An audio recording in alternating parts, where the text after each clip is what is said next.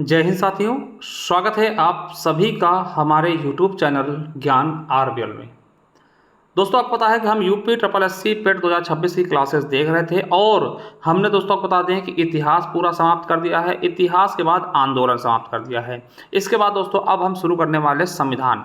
तो हम अब यूपी ट्रिपल एस सी पेट से संबंधित संविधान देखेंगे। ठीक है, इसको शुरू करते हैं। उसके पहले मैं आपको बता दूं दोस्तों कि हमने देखिए प्ले लिस्ट बना दी है। अगर आप पहली बार जुड़े हैं तो साथियों हमने प्ले लिस्ट बनाई है यूपी ट्रिपल एस सी पेट 2026 के नाम से प्ले लिस्ट बनाई है। इसको जाकर के आप देख लीजिए, इसमें सारी वीडियो एक क्रम में लगी हुई मिल जाएंगी। ठीक है, चलिए इसका लिंक भी नीचे मिल जाएगा डिस्क्रिप्शन बॉक्स में, डायरेक्ट आप जाकर देख सकते हैं। और दोस्तों आपको बता दें कि जो ये पढ़ा रहा हूं मैं, अगर इसका आपको पीडीएफ बैच चाहिए तो मेरे साथियों ये देखिए, ये इसका पीडीएफ बैच है। अगर केवल आपको पीडीएफ चाहिए दोस्तों तो आप ले सकते हैं। देखिए ये इन टॉपिक्स के पीडीएफ आपको मिलेंगी इस बैच में। इतिहास की, आंदोलन की, भूगोल की, अर्थव्यवस्था की, संविधान की, विज्ञान की, स्ट्रेटेजी के, हिंदी और करंट अफेयर, इन सब की दोस्तों पीडीएफ आपको इस बैच में मिल जाएगी। देखिए इसका प्राइस क्या है दोस्तों, 199 रुपये रखा, मगर दोस्तों अभी ऑफर प्राइस में आपको 125 रुपये मिल जाएगा। कैसे मिलेगा, लिंक नीचे डिस्क्रिप्शन बॉक्स, वहाँ जाकर डाउनलोड करिए ऐप हमारा ज्ञान आरबीएल ऐप, या फिर डायरेक्ट आप प्ले स्टोर पर जाकर के डाउनलोड कर सकते हैं ज्ञान आरबीएल ऐप। जैसे आप दोस्तों डाउनलोड करेंगे, ओपन करेंगे, इस तरीके से दोस्तों इंटरफेस खुल जाएगा। जैसे आप दोस्तों लॉगिन करेंगे, आप देखिए फिर आपको जाना होगा इस तरीके से ई बुक्स वाले कॉलम पे।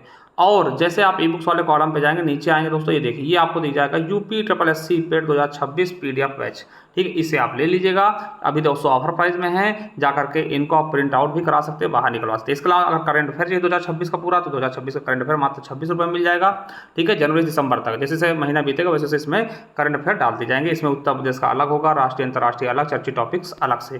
ठीक है, इसके अलावा दोस्तों देख सकते हैं मूल विधि की ई बुक है दोस्तों। इसके अलावा कंप्यूटर की ई बुक है यूपी ट्रिपल एस सी सभी एग्जाम्स के लिए 80 रुपीज़ में, अभी ऑफर प्राइस में। हिंदी बोली दोस्तों 27 रुपये के, हिंदी ग्रामर दोस्तों 50 रुपये की है।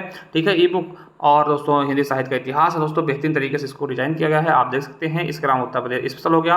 और सो ये रही स्ट्रैटेजी के, जो कि यूपी पुलिस, यूपीएसआई, यूपीएसआई सभी एग्जाम्स के लिए मोस्ट इंपॉर्टेंट दोस्तों, जिनमें टॉपिक्स पूछे जाते हैं एकदम अपडेटेड तरीके से। इसका संपूर्ण भारतीय इतिहास मिल जाएगा, भारतीय भूगोल मिल जाएगा, भारतीय संविधान मिल जाएगा, सारी चीज़ें। तो दोस्तों ये बैच आप ले जाके, है ना, अभी आप जाइए, ऑफर प्राइस का लाभ उठाइए। ठीक है, चलिए शुरू करते हैं। उसके पहले बता दें आपको कि साथियों देखिए ये है पूरा यूपी ट्रिपल एस सी पेट का सिलेबस, जिसमें हमने पूरा इतिहास देख लिया दोस्तों।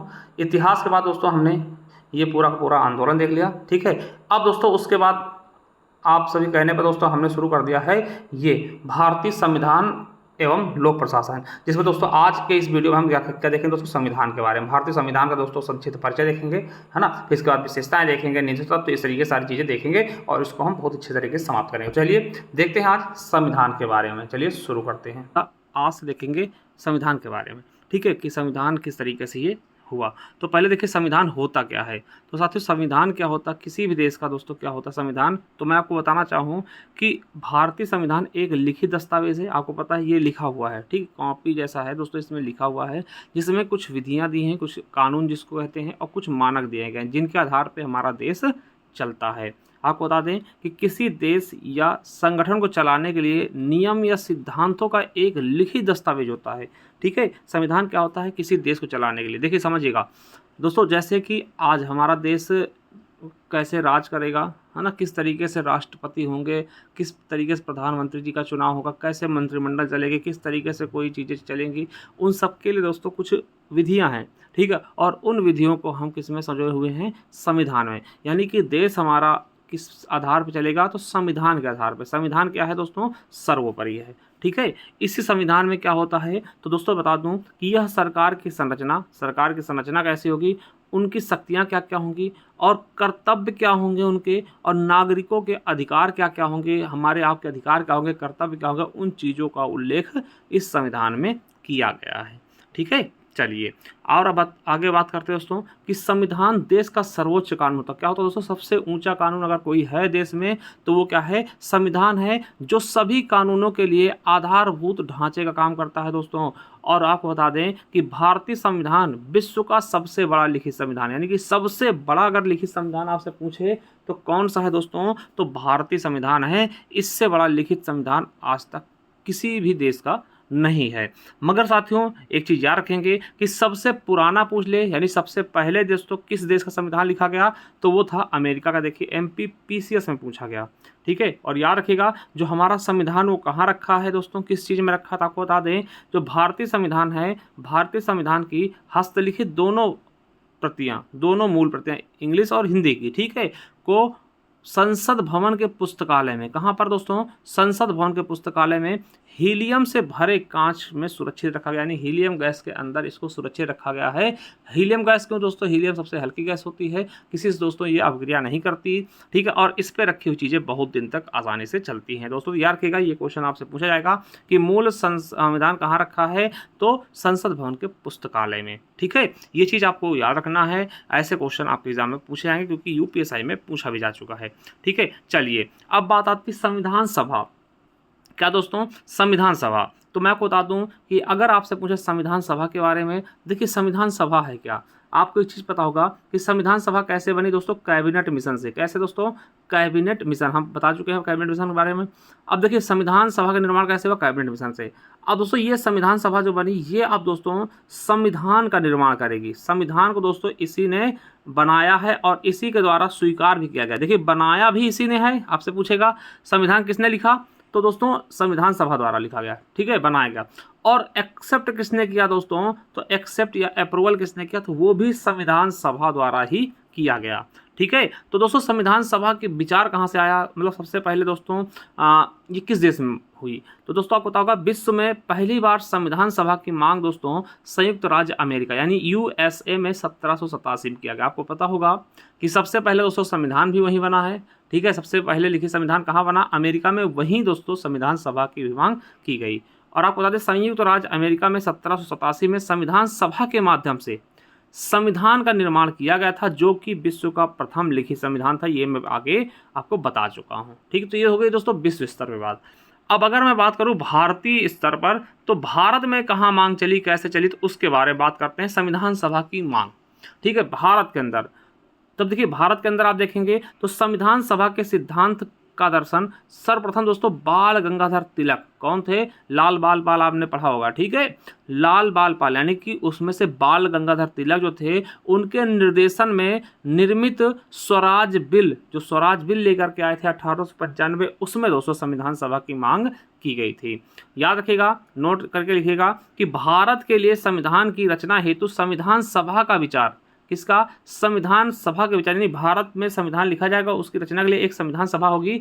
इसका विचार सर्वप्रथम स्वराज पार्टी के समक्ष प्रस्तुत किया गया। दोस्तों स्वराज पार्टी ने प्रस्तुत किया था, ये भी क्वेश्चन आपके एग्जाम में पूछा जा चुका है, ठीक है। तो याद रखिएगा कि 1922 में महात्मा गांधी जी ने, इनकी पत्रिका थी दोस्तों हरिजन, क्या, 1922 में महात्मा गांधी की एक पत्रिका आती, हरिजन नाम था। उस पत्रिका में क्या कहा गया कि यह विचार व्यक्त किया गया कि भारतीय संविधान भारतीयों की इच्छा के अनुसार ही होगा। यानी कि आपके महात्मा गांधी जी ने क्या कहा था कि दोस्तों जो भारतीय संविधान बनेगा ना, वो भारतीयों की इच्छा के अनुसार होगा, भारतीय जैसी इच्छा चाहेंगे वैसा संविधान बनेगा। इसमें किसी भी प्रकार का, किसी भी व्यक्ति, बाहरी व्यक्ति का कोई भी हाथ नहीं रहेगा, जैसा भारतीय चाहेंगे वैसा संविधान बनाएंगे। 1922 में अपनी पत्रिका में प्रकाशित किया था हरिजन में, ठीक है। और दोस्तों ये क्वेश्चन आपके लिए मोस्ट से भी मोस्ट इंपॉर्टेंट है। भारत में संविधान सभा के गठन का विचार, भारत में संविधान सभा के गठन का विचार 1934 में किसने रखा था, M.N. रॉय द्वारा, यानी कि मानवेंद्र नाथ राय द्वारा रखा गया था। ये क्वेश्चन आपके लिए मोस्ट इंपॉर्टेंट, देखिए यूपीएससी में पूछा गया है, यूपीपीएससी जीआईसी लेक्चर में पूछा गया, ठीक है। चलिए, और दोस्तों 1935 में भारतीय राष्ट्रीय कांग्रेस ने पहली बार भारत के संविधान के निर्माण के लिए आधिकारिक रूप से संविधान सभा के गठन की मांग की थी, कब, 1935 में, ठीक है। ये भी आपको याद रखना है कि पहली बार कांग्रेस ने भी कब मांग की, 1935 के कांग्रेस अधिवेशन में, ठीक है, आधिकारिक रूप से। चलिए, और दोस्तों आपको बता दें कि 1938 में क्या होता है, 1938 में भारतीय राष्ट्रीय कांग्रेस की ओर से पंडित जवाहरलाल नेहरू, दोस्तों याद रखिएगा नाम, पंडित जवाहरलाल नेहरू ने घोषणा की कि स्वतंत्र भारत के संविधान का निर्माण वयस्क मताधिकार द्वारा, ठीक है, किसके आधार पे, वयस्क मताधिकार के आधार पर चुनी गई संविधान सभा द्वारा किया जाएगा। यानी कि संविधान सभा जो होगी वो भी दोस्तों वयस्क मताधिकार के आधार पर चुनी जाएगी, उसके द्वारा इसका क्या होगा दोस्तों, संविधान बनाया जाएगा। इसे सन 1940 में अगस्त प्रस्ताव के नाम से भी जानते हैं, ठीक है, याद रखेंगे। भारत के लिए एक संविधान सभा होगी। इस बात को ब्रिटिश सरकार ने सर्वप्रथम क्रिप्स मिशन 1942 के माध्यम से स्वीकार किया था। हमने बताया था क्रिप्स मिशन आया था, उसमें कहा गया था पहली बार किसी अंग्रेज द्वारा कि भैया भारत के लिए एक संविधान सभा होगी। ठीक है, ये क्रिप्स मिशन में ये बात झलक कर आई थी, ये बात कही गई थी। किसमें कही गई थी? क्रिप्स मिशन में। ठीक है, चलिए संविधान निर्माण की बात करें तो मेरे साथियों यहाँ से देखिए क्वेश्चन बनेंगे कि संविधान का निर्माण संविधान सभा द्वारा किया गया। ठीक है, आपको पता है संविधान किसने बनाया, किस संविधान निर्माण किसने किया? संविधान सभा द्वारा।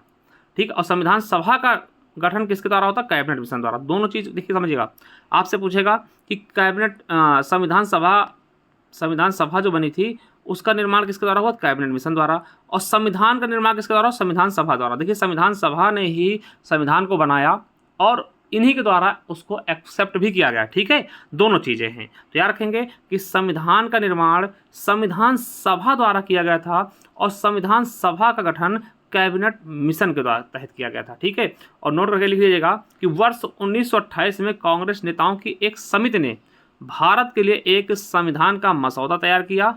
ठीक है, इस समिति के अध्यक्ष मोतीलाल नेहरू थे तथा 8 अन्य कांग्रेस सदस्य भी थे। दोस्तों ये क्वेश्चन भी पूछा गया। ठीक है, याद रखिएगा कि 1928 में कांग्रेस नेताओं की एक समिति थी, भारत के लिए एक संविधान का मसौदा तैयार किया था। इस समिति के अध्यक्ष मोतीलाल नेहरू थे।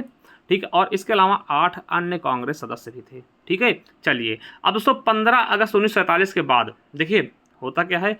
15 अगस्त 1947 के बाद देखिए संविधान तो उसके बाद बन के तैयार हो ना, मगर दोस्तों एक डेट आती है 15 अगस्त 1947। उसके बाद का जब हमारा देश जिस देश से आज़ाद हुआ तो उस दिन से क्या होता है कि संविधान सभा पूर्ण रूप से संप्रभु निकाय बन गया। संप्रभु मतलब जो चाहे वो बनेगा। देखिए अभी तक अंग्रेज के अधीन था, 47 में एकदम पूरी तरीके से आज़ाद होने के बाद क्या हुआ? संप्रभु हो गया। और दोस्तों इसमें क्या होगा कि संविधान सभा एक विधायिका भी बन गई, क्योंकि दोस्तों अब 2 कार्य करने पड़ रहे थे। विधायिका मतलब कि दोस्तों कानून बनाना भी अब संविधान सभा को ही पड़ रहा था, क्योंकि दोस्तों इस समय हमारे पास कोई मंत्रिमंडल वगैरह नहीं थी। ठीक है, यानी जैसे आज़ाद हुआ देश उसके बाद संविधान सभा पे एक और अतिरिक्त जिम्मेदारी आ गई विधायिका की। ठीक, यानी कि कानून भी इनके द्वारा बनाना शुरू हो गया। तो दोस्तों याद रखिएगा कि संविधान सभा का अगर निर्माण करना था, इसके अध्यक्ष डॉक्टर राजेंद्र प्रसाद जी हो गए। संविधान सभा के अध्यक्ष किसको बना दिया गया? अगर निर्माण संविधान संबंधी बात होती है निर्माण करने की तो दोस्तों डॉक्टर राजेंद्र प्रसाद जी थे। क्वेश्चन पूछा गया। अगर दोस्तों कानून बनाना हुआ यानी देश के लिए सामान्य कानूनों को लागू करने के लिए जो विधायिका के रूप में, तब उसके अध्यक्ष दोस्तों जीवी मावलंकर को रखा गया। जीवी मावलंकर आप पता होगा लोकसभा पहले अध्यक्ष बनते हैं ना, जीवी मावलंकर। ठीक है, चलिए इस प्रकार संविधान सभा स्वतंत्र भारत की पहली संसद भी बनी, यानी कि जब संसद नहीं थी दोस्तों उस समय संविधान सभा द्वारा ही सारे कानून बनाए जाते थे। ठीक है, याद रखिएगा। चलिए यह केंद्रीय विधानसभा के अध्यक्ष 46 से 47 के बीच थे। कौन दोस्तों? जीवी मावलंकर केंद्रीय विधानसभा के अध्यक्ष रहे 46-47 के बीच। फिर दोस्तों संविधान सभा के अध्यक्ष बने। तत्पश्चात दोस्तों वो लोकसभा के भी प्रथम अध्यक्ष बन गए। क्वेश्चन भी आपको याद रखना है।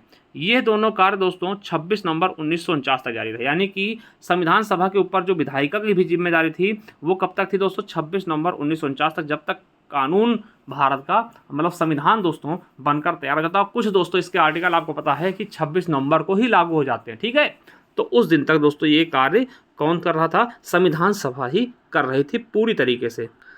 समझ गए? चलिए अब दोस्तों संविधान सभा कार्य प्रणाली में देखो तो ये भी आपको पढ़ना होगा, यहाँ से क्वेश्चन आपके ज़्यादा आते हैं। ठीक है, चलिए अब दोस्तों संविधान सभा की कार्य प्रणाली मतलब कार्य कैसे हुआ तो आपको बता दें। संविधान सभा गठन 6 दिसंबर 1946 को फ्रांस के अनुसार होता है। ठीक है, जैसे फ्रांस में हुआ उस तरीके से दोस्तों यहाँ पर होता 6 दिसंबर 1946 को। और संविधान सभा की जो पहली बैठक होती 9 दिसंबर 1946 को। तो याद रखिएगा डेट, क्वेश्चन बहुत बार पूछा। देखिए MTS में पूछा गया, UPSI 2021 में और UPPCS में पूछा गया कि संविधान सभा की पहली बैठक कब होती है? 9 दिसंबर 1946 को। कहाँ होती है? तो संविधान सभा की प्रथम बैठक संसद भवन के केंद्रीय कक्ष में। दोस्तों ये क्वेश्चन आपके UPSI 2017 में पूछा गया था कि संविधान सभा की पहली बैठक कहाँ होती है? तो संसद भवन के केंद्रीय कक्ष में। आपको बता दें कि इस बैठक का दोस्तों मुस्लिम लीग बहिष्कार करती है। क्यों? क्योंकि दोस्तों वो अलग पाकिस्तान देश की मांग कर रहे थे, जिससे दोस्तों केवल और केवल दोस्तों इस सभा में पहली बैठक में दोस्तों 211 सदस्यों ने ही भाग लिया था। याद रखिएगा दोस्तों यहाँ बहुत इंपॉर्टेंट क्वेश्चन है, आपसे पूछेगा कि संविधान सभा की पहली बैठक कब हुई? तो 9 दिसंबर 1946 को। कब हुआ? 9 दिसंबर 1946 को। आपसे पूछेगा कहाँ हुई? तो संसद भवन के केंद्रीय कक्ष में। ठीक है, ये भी क्वेश्चन पूछा गया। आपसे पूछे क्या इसमें मुस्लिम लीग ने भाग लिया? बिल्कुल नहीं लिया। कितने सदस्यों ने भाग लिया? 211 ने। अब दोस्तों क्या होता है कि पहले सभा में आपको होता कोई ना कोई इसका अध्यक्ष भी तो होगा। दोस्तों फ्रांस की तरह, किसके तर्ज पर? जैसे फ्रांस में हुआ था कि सबसे वरिष्ठतम व्यक्ति को, यानी सबसे वरिष्ठ व्यक्ति कौन थे, सदस्य कौन थे? डॉक्टर सच्चिदानंद सिन्हा को संविधान सभा का अस्थायी सदस्य चुन लिया जाता है। यानी आपसे पूछेगा कि संविधान सभा के अस्थायी सदस्य कौन थे, तो डॉक्टर सच्चिदानंद सिन्हा जी। ठीक है, चलिए होता क्या है दोस्तों, क्वेश्चन कैसे बनेगा कि संविधान सभा के प्रथम अध्यक्ष या अस्थायी अध्यक्ष कौन होंगे? डॉक्टर सच्चिदानंद सिन्हा जी। ये यूपीएसआई 2021 और यूपी पीसीएस में पूछा गया। आपको बता दें कि संविधान सभा के प्रथम, यहाँ से भी याद रखिएगा, ये भी इंपॉर्टेंट है, संविधान सभा के प्रथम मनोनीत उपाध्यक्ष, क्या जो मनोनीत किए गए मनोनीत उपाध्यक्ष या फिर दोस्तों उपसभापति कौन होंगे? तो फ्रैंक एंथोनी थे, जिन्हें 1946 में सच्चिदानंद द्वारा, ठीक है, इन्हीं के द्वारा, सच्चिदानंद सिन्हा द्वारा मनोनीत किया गया था। और ये दोस्तों आपको बता दें, ये बाद में अल्पसंख्यकों के सलाहकार समिति व उप समिति के भी हिस्सेदार थे। ठीक है, एमपी पीसीएस में पूछा गया कि दोस्तों प्रथम मनोनीत उपाध्यक्ष या फिर उपसभापति कौन थे? फ्रैंक कौन थे? एंथोनी थे। ठीक है, ये पहली में दोस्तों बात होगी, पहली में हमने अस्थायी अध्यक्ष देख लिया और उपसभापति देख लिया। ठीक है, चलिए दूसरी बैठक दोस्तों 2 दिन बाद, यानी कि 9 दिसंबर को होती है। और याद रखिएगा इस बैठक में संविधान सभा के स्थायी अध्यक्ष चुने जाते हैं। देखिए वो तो अस्थायी थे, पहले शुरुआत करनी थी इसलिए हमने चुन लिया। अब कहा गया एक स्थायी अध्यक्ष चुन लीजिए जो हमेशा रहे। दोस्तों स्थायी अध्यक्ष किसको चुना गया? डॉक्टर राजेंद्र प्रसाद जी को चुना गया। ये आपके यूपीएसआई यूपी पुलिस में पूछा गया। आपसे पूछेगा अस्थायी अध्यक्ष, आप बताइएगा सच्चिदानंद सिन्हा। प्रथम अध्यक्ष सच्चिदानंद सिन्हा। स्थायी अध्यक्ष जहां लग जाएगा दोस्तों वहां आपको डॉक्टर राजेंद्र प्रसाद जी बताना है। संविधान सभा के अध्यक्ष कौन हो गए? डॉक्टर राजेंद्र प्रसाद जी। आपसे पूछेगा संविधान सभा के अध्यक्ष, देखिए प्रथम और ये चीजें नहीं लगाए ना, तो आपसे अध्यक्ष केवल पूछेगा तब आप डॉक्टर राजेंद्र प्रसाद ही बताएंगे। ठीक है, देखिए क्वेश्चन घुमाएगा, प्रथम अध्यक्ष तब आप सच्चिदानंद सिन्हा बताएंगे, अस्थायी अध्यक्ष पूछे सच्चिदानंद सिन्हा बताइएगा, स्थायी जब कर दे तब आप डॉक्टर राजेंद्र प्रसाद बताएंगे, और या फिर कुछ ना पूछे केवल अध्यक्ष पूछे तब आप राजेंद्र प्रसाद जी बताएंगे। ठीक है, चलिए इसी में दोस्तों दूसरी बैठक में क्या होता है जो 11 दिसंबर को होती है, दूसरी बैठक में 2 उपाध्यक्ष भी चुने जाते हैं, डॉक्टर एच.सी. मुखर्जी और वी.टी. कृष्णाचारी। ये भी आपसे पूछा गया यूपीएसआई में, 2 उपाध्यक्ष भी चुने गए, डॉक्टर एच.सी. मुखर्जी और वी.टी. कृष्णाचारी। और दोस्तों इसी बैठक में वी.एन. राव जी को, क्या वी.एन. राव जी को संवैधानिक सलाहकार भी नियुक्त किया था। ये भी क्वेश्चन आपके यूपीएसआई में पूछा गया, याद रखिएगा, बहुत इंपॉर्टेंट। देखिए पहली बैठक में हमने अस्थायी अध्यक्ष चुना, ठीक है, और दोस्तों अस्थायी उपाध्यक्ष चुन लिया था, ठीक, मनोनीत किया था। दूसरी बैठक में हमने स्थायी अध्यक्ष डॉक्टर राजेंद्र प्रसाद जी को और 2 उपाध्यक्ष चुने और संवैधानिक सलाहकार भी चुन लिया वी.एन. राव जी को। चलिए तीसरी बैठक दोस्तों, तीसरी बैठक आपके लिए मोस्ट इंपॉर्टेंट है, उद्देश्य प्रस्ताव आता 13 दिसंबर, 2 दिन बाद क्या होता है, 13 दिसंबर 1946 को नेहरू ने दोस्तों सभा में ऐतिहासिक उद्देश्य प्रस्ताव, जिसको हम उद्देश्य संकल्प पेश किया था, जिसमें दोस्तों संवैधानिक संरचना और ढांचे की झलक दिखी थी। यह क्वेश्चन आपसे पूछा गया है यूपीएसआई और पेट में भी पूछा गया। ठीक है, तो ये चीज़ आप समझ गए होंगे दोस्तों कि क्या हुआ, 13 दिसंबर 1946 को नेहरू जी ने दोस्तों नेहरू प्रस्ताव यानी उद्देश्य प्रस्ताव पास मतलब लेकर आए, जिसे हम नेहरू प्रस्ताव भी कहते हैं। ये क्वेश्चन कई बार पूछा गया, कब लाया गया? 13 दिसंबर 1946 यानी कि तीसरी बैठक में ही।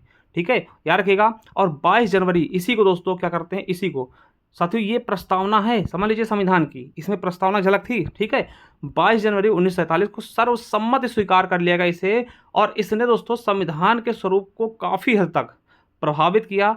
इसके परिवर्तित रूप से ही संविधान की प्रस्तावना बनी दोस्तों। ये कहीं ना कहीं संविधान की प्रस्तावना थी दोस्तों, थोड़ा बहुत बदल के ये प्रस्तावना की तरह आगे चल के आई थी। ठीक है, और दोस्तों नेहरू रिपोर्ट का प्रारूप अधिराज्य का सिद्धांत के रूप में क्या हुआ, प्रारूप पर आधारित था दोस्तों। ये अधिराज्य के सिद्धांत के रूप में आधारित था। ठीक है, याद रखिएगा। और सो भारत को एक संविधान देने का प्रस्ताव संविधान सभा द्वारा 22 जनवरी 1947 को पारित किया गया था। ठीक है, याद रखेंगे, ये हमने बताया कि दोस्तों 22 जनवरी 1947 को इसे पारित किया गया था, स्वीकार किया गया था, सर्वसम्मत से वोट पड़ा था। ठीक है, तो उद्देश्य प्रस्ताव कौन लेके आया, तो बताइएगा नेहरू जी। कब लेकर आए? 13 दिसंबर 1946 को। ठीक है, और कब ये पारित हुआ था दोस्तों? 22 जनवरी 1947 को। चलिए अब दोस्तों संविधान सभा की अंतिम बैठक देखें। देखिए 3 हमने देखा, जो मेन थे वही देख रहे हैं। ठीक है, अब संविधान सभा की अंतिम बैठक होती है 24 जनवरी 1950 को। क्या होती है? 24 जनवरी 1950 दोस्तों। ये आपके यूपीएससी में पूछा गया, कब हुई अंतिम बैठक? 24 जनवरी 1950 को। होता क्या है कि संविधान सभा में 284 सदस्यों ने हस्तलिखित संविधान पर हस्ताक्षर किए, जिसमें दोस्तों 15 महिलाएं थी। आपको पता है, आपसे पूछेगा कि मूल संविधान में कितने सदस्यों ने हस्ताक्षर किए? 284 सदस्यों ने। ये क्वेश्चन आपका यूपीएसआई और यूपी पुलिस में पूछा गया। 2 संविधान थे दोस्तों, हिंदी और इंग्लिश वर्जन, दोनों में दोस्तों 284 सदस्यों ने सिग्नेचर किया था। पहला सिग्नेचर दोस्तों डॉक्टर राजेंद्र प्रसाद जी का था, ठीक है, और 15 महिलाओं ने किया था। ये भी कभी हो सकता कोई बुद्धिजीवी आपसे पूछ ले कि पहला सिग्नेचर किसने किया संविधान पे, तो डॉक्टर राजेंद्र प्रसाद जी ने। आपको बता दें कि इसमें संविधान सभा द्वारा इसमें संविधान सभा द्वारा डॉक्टर राजेंद्र प्रसाद जी को स्वतंत्र भारत का राष्ट्रपति, प्रथम राष्ट्रपति भी बना दिया गया इसी समय, ठीक है, अंतिम सभा में। और राष्ट्रगान व राष्ट्रगीत को भी स्वीकृत कर दी गई। तो याद रखेंगे दोस्तों कि 24 जनवरी 1950 को जो हमारी अंतिम बैठक हुई थी, ठीक है, उसमें डॉक्टर राजेंद्र प्रसाद जी को स्वतंत्र भारत का पहला राष्ट्रपति चुना गया और राष्ट्रगान व राष्ट्रगीत को भी स्वीकृति प्रदान कर दी गई, जिससे हमारा दोस्तों राष्ट्रगान राष्ट्रगीत कब स्वीकृत किया गया? तो 24 जनवरी 1950 को ये चीजें। और डॉक्टर राजेंद्र प्रसाद जी को राष्ट्रपति कब चुन लिया गया दोस्तों? स्वतंत्र भारत का प्रथम राष्ट्रपति चुना गया, ठीक है, वो भी दोस्तों 24 जनवरी 1950 को चुना गया, ठीक है। आई होप दोस्तों ये चीजें आपको बहुत ही शानदार तरीके से समझ में आई होंगी। और तो दोस्तों आप चले जाइए हमारे प्लेलिस्ट में, ठीक है, जो पहली बार जुड़े हैं बच्चे प्लेलिस्ट में जाइए और वहाँ देखिए हमने पेट के नाम से प्लेलिस्ट बना दी है, ठीक है, यूपी SSSC पेट 2026 के नाम से, ठीक है। और जिनको चाहिए दोस्तों हमारे पेट का बैच यानी PDF बैच चाहिए, उनको मैं बता दूँ, हमारा ज्ञान RBL ऐप डाउनलोड कर ले प्ले स्टोर पर जाकर, या फिर लिंक नीचे मिल जाएगा, वहाँ से आ सकते हैं। देखिए जैसे आप डाउनलोड करेंगे, ओपन करेंगे दोस्तों, ई बुक्स वाले कॉलम में चले जाइए। जैसे ई बुक्स वाले कॉलम में जाएंगे दोस्तों, ये देखिए आपको ये पूरा पेट का बैच ये दिख रहा होगा, ये मिल जाएगा, ठीक। इसके अलावा दोस्तों आपको करंट अफेयर चाहिए, ले सकते हैं दोस्तों 2026 को मात्र 26 रुपये में। मूल विधि की दोस्तों मिल जाएगी, ठीक है, कंप्यूटर की बुक मिल जाएगी यूपी SSSC की दोस्तों, ठीक है। और दोस्तों हिंदी बोली की 27 रुपये की है दोस्तों। ग्रामर मिल जाएगा 50 रुपीज़ में, हिंदी साहित्य का इतिहास 50 रुपीज़ में, है ना, उत्तर प्रदेश स्पेशल 50 रुपीज़ में। और दोस्तों स्ट्रेटेजी के मिल जाएगा 99 का, संपूर्ण इतिहास, भूगोल, संविधान, सब कुछ मिल जाएगा, ठीक है। तो इस यूपी SSSC बैच दोस्तों लेंगे, इसमें है ना पेट का, इसमें दोस्तों ये सारी चीज़ें मिल जाएंगी, जैसे इतिहास, संविधान, भूगोल, इन सब की PDF आपको मिलेगी। इसका प्राइस दोस्तों अभी आपको बता दें 125 रुपये दोस्तों अभी भी मिल जाएगा, ठीक है। लिंक नीचे दिया हुआ है, या फिर ज्ञान RBL ऐप डाउनलोड कर लिए, है ना, वहाँ से जा सकते हैं। चलिए, थैंक यू, धन्यवाद।